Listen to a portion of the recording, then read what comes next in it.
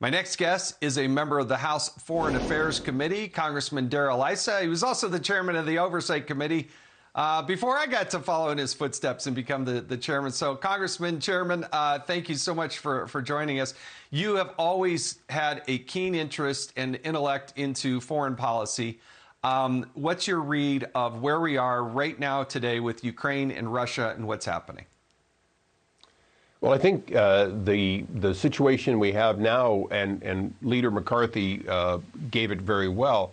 Yes, there's 1 out of every 10 Ukrainians is externally disrupted, but 4 out of 10 are internally disrupted, meaning that for all practical purposes, half of Ukrainians are not in their homes, cannot be in their homes, and are somewhere else trying to survive.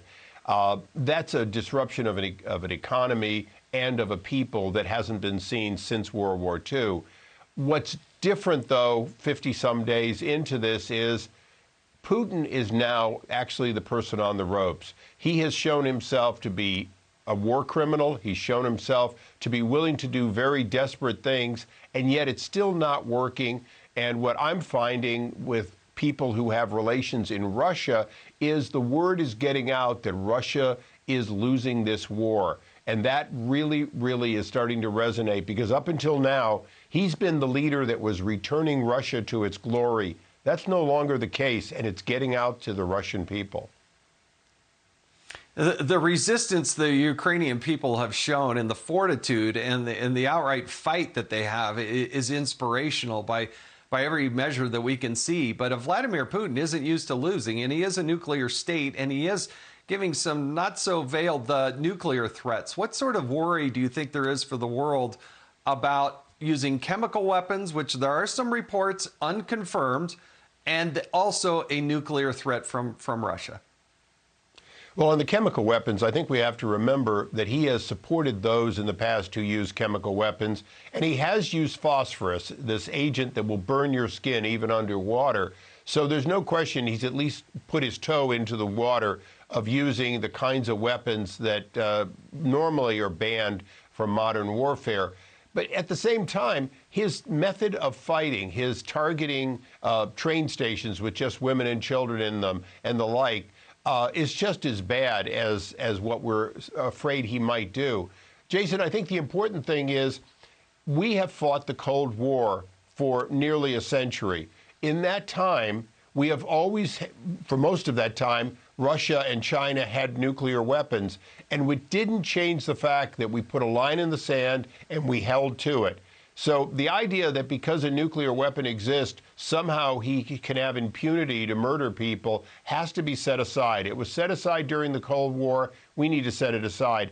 And something that you said that I think is extremely important is defensive and resistance. That has to change. We have to give the ability of the Ukrainian people to flip that around and do some offense within their own country, take back some areas, push back the Russians. You can't let the Russians, basically fight and then go back and recharge and come again. You have to at least turn that. They did that when they sunk their ship, but they need to do more of that, and we need to help them have those tools also.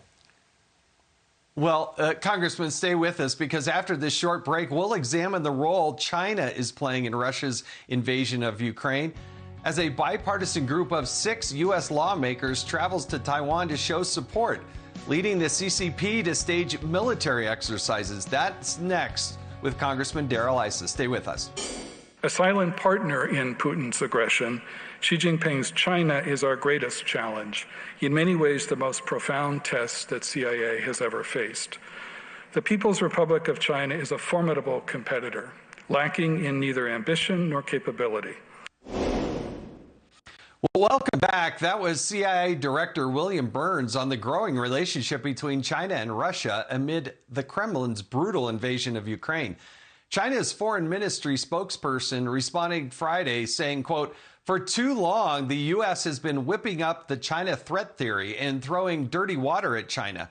But lies remain lies, no matter how many times they are repeated." Let's bring back Congressman Darrell Issa, member of the House Foreign Affairs Committee. Congressman, what's your take there? I mean, the words from the CIA director, that was as strong as it could possibly be. Well, exactly. And, when you look at who do you believe Putin and Xi, both of whom say things like that lack any credibility? Or do you believe the direct concern, and it's not a new one, when asked what extent an existential threat was during the Trump administration, Jim Mattis made it very clear there was only one existential threat, and it was China. And I think that's the important point, is that Russia has an economy about the size of Italy. We used to think they had the second best military in the world. We now know they have pretty much the second best military in the Ukraine. So they're a little bit of a paper tiger in many ways. That's not true of China. China's depth and its economic capability and its ability to create high-tech new items, including weapons, represent the kind of a competitor that we're going to have to stay up with for the rest of yours and my life. I want to transition here because there are some of us that are concerned about the compromise that Joe Biden may be in, and that Hunter Biden allegedly has taken money from both China and Russia along the way. Where do you see this Hunter Biden investigation going from your perspective? Well, it's got to be followed all the way back to the big guy, and that's something where we're going to need a special prosecutor. But in the meantime, we're investigating it. We have the laptop, and the laptop is a treasure trove of obviousness. Direct communication between the president and his son, a good dive into just how sick and how drug vulnerable Hunter Biden was, some of the things he did. I don't want to be unfair to him, but, anyone that takes pictures of their drug stash and then has it in their laptop is a person that has serious problems. Well, he had this while he was flying on Air Force Two. He had this while his father was helping make sure that his business deals went forward, including, as you say, both Eastern Europe, including Russia, including the mayors of Moscow's wife, and including China. And all this at a time in which he was so vulnerable because of his drug abuse that he's exactly the kind of person you recruit if you're one of the agencies in China or Russia. Yeah, the laptop is voluminous in terms of its data and information in his own writing in real time.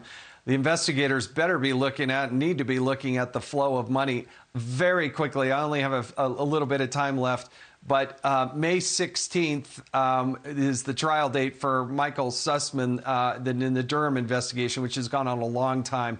What do you see as the latest there? Well, I think the problem is we're now going to know more, and we even may get another round, but we're starting to get up against statute of limitations. We're starting to get to a point where even the Democrats are able to look and say, oh, well, yeah, it happened, but it's no big thing because it was 5 and 6 years ago. That is probably the biggest challenge we have. As you know, and you and I have done a lot of investigations together, you have to do them in real time because justice delayed becomes an excuse for it is no longer a big deal. It is a big deal to undermine an election and then undermine a president. And what Durham is doing is showing that that was done. And then you and I and the rest of America, we have to work together to make sure it can't happen again. Right now, it could happen again. Yeah, that's the concern, is that the problems within the Department of Justice, they haven't been fixed. And that is the big concern. Yeah.